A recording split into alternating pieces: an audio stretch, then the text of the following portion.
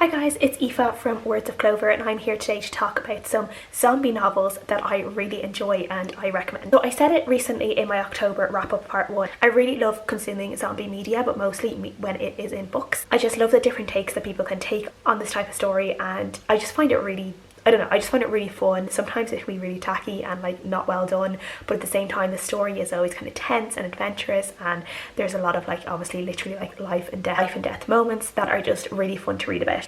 It's definitely something that I haven't consumed enough of in the last few years as I've read other books. If anyone has particularly good recommendations, please leave them down below because I would love to know. I really want to start reading more zombie fiction because it's just something that I really enjoy, and as I said, I haven't done enough of, and I think I need to rectify that really soon. So the first book I want to talk about is Ashes by Ilsa J. Bick. I've talked about this book quite a lot on my channel before, though I don't think I've talked about it in a while, but this is one of my all-time like favourite trilogies. I just love this book so much. I've like tried to make everyone in my life read it because I just thought it was so good. So this book is where like something happens. It's almost like this electromagnetic pulse happens, and we are following a teenage character who is in the woods when this happens, and then it turns out that this pulse, whatever it was that happened, it basically made a lot of people between the ages of like 12 and like 21 in the teenage years. It basically turned them like into absolute like cannibalistic monsters, and they're not like the same people as they used to be, and now they just want meat. They want to eat meat, and if that meat is on a living person, they will kill that person to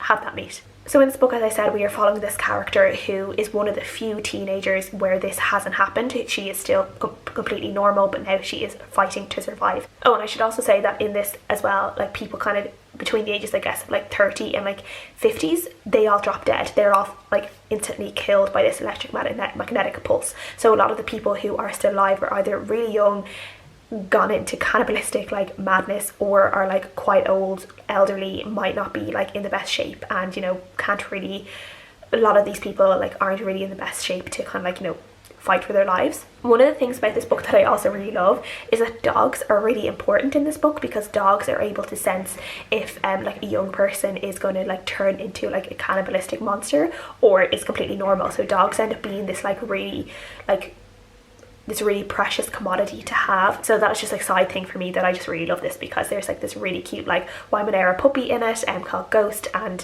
yeah, I really love it because dogs as well. The second book I want to talk about is Married with Zombies by Peterson. This is just a really fun zombie novel that I read a few years ago. This would be like a really great movie, like a rom-com movie that just happens to have zombies in it, because it is just so fun, because it has all the elements of like a typical rom-com with just like zombies thrown in. In this book we are following a couple who are literally about to get divorced. They're going through couples therapy, but it's not really working. They both kind of hate each other at that time.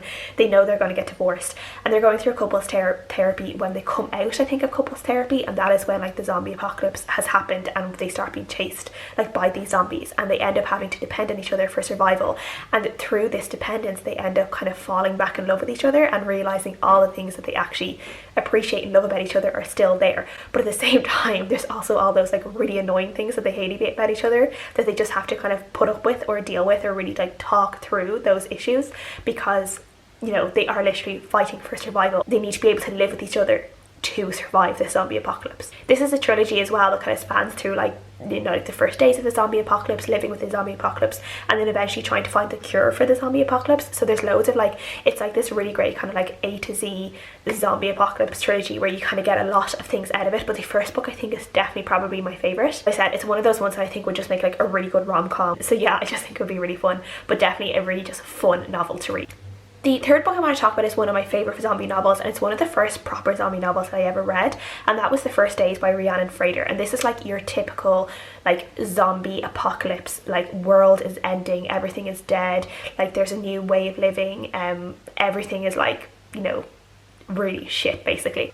And we follow these two women who end up they're like strangers to each other, but they end up teaming up together to basically figure out how they're going to survive the zombie apocalypse. So they end up coming upon this town who've kind of fortified themselves and have figured out a way to try and like survive the zombie apocalypse and fight the zombie hordes that are coming at them, and fighting forces, both zombie and human, that are trying to take this town down. And this one is just like really typical, like what you would expect from like a zombie novel. It's a little bit like a Walking Dead-esque type of normal life is completely dead, like there's like nothing out there. It's almost like there's no hope in a way. And then there's also I will say with this one, it's also like a lot of like kind of almost like sexual violent threats against women. There is like this type of stereotypical thing in this book where there are people who think that just because the world is dead basically, that it gives them free reign to treat women whatever way they want, whether it's, you know, like sexually assault them, rape them, beat them up, just be really horrible towards them. So there is that in this book, which I don't particularly like, but as like a stereotypical zombie novel, this just has everything you want in it. The fourth book I want to talk about is My Life as a White Trash Zombie